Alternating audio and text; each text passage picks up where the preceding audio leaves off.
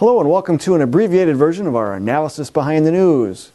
Did you see the news coverage of the Trump rally in Albuquerque, New Mexico last night? Talk about a mess. Here are some headlines offered by Google News this morning. It says Trump protesters smash door, break through barriers. Albuquerque cops injured as anti-Trump protests turn violent. Chaotic scene erupts outside Donald Trump rally in New Mexico. It's all ablaze about protesters. Yet, are we to assume that these are spontaneous?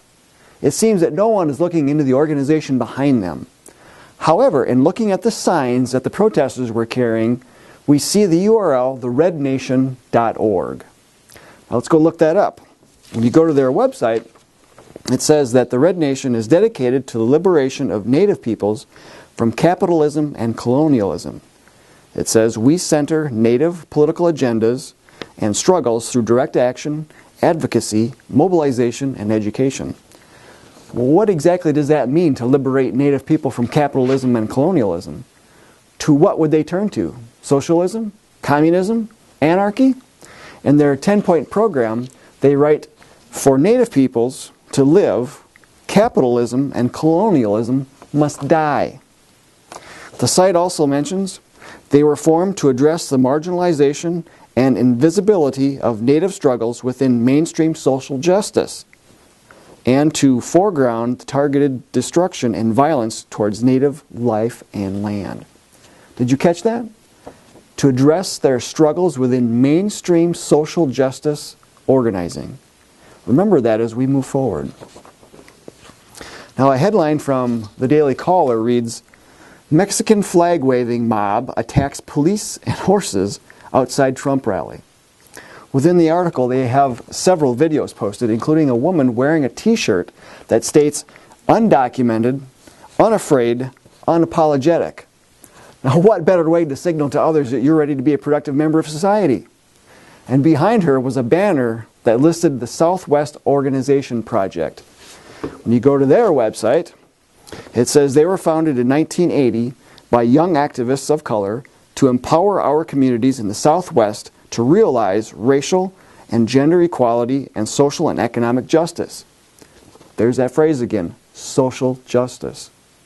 Other signs listed PSL.org, and the PSL website is the Party for Socialism and Liberation.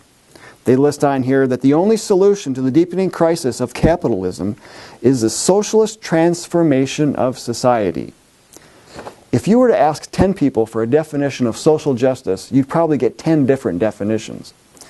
The first definition that pops up on the internet after a search of this question describes it as justice in terms of the distribution of wealth, opportunities, and privileges within a society.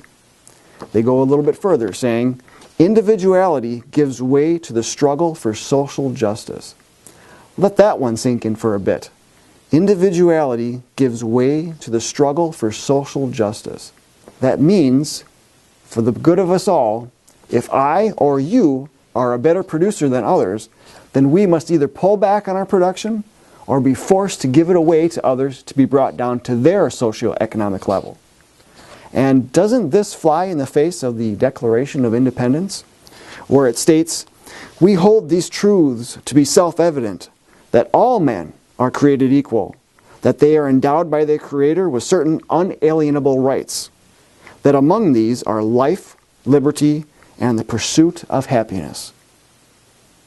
Meaning you have a right to life, you have a right to liberty, you have a right to the pursuit of your own happiness. You don't have a right to make me make you happy. It's that pursuit of happiness that drives Americans to seek a better life for themselves and their family through their own hard work and not on the hard work of others. To see a contrast in action, let me suggest you visit Venezuela to see what a socialist transformation of society looks like. Now, we've been told that communism is dead. However, it looks to be alive and well on the streets of Albuquerque last night. And if indeed it is alive and well there, where else can you see its globalist policies poke up its anti-American head? Until next time, we'll see you then.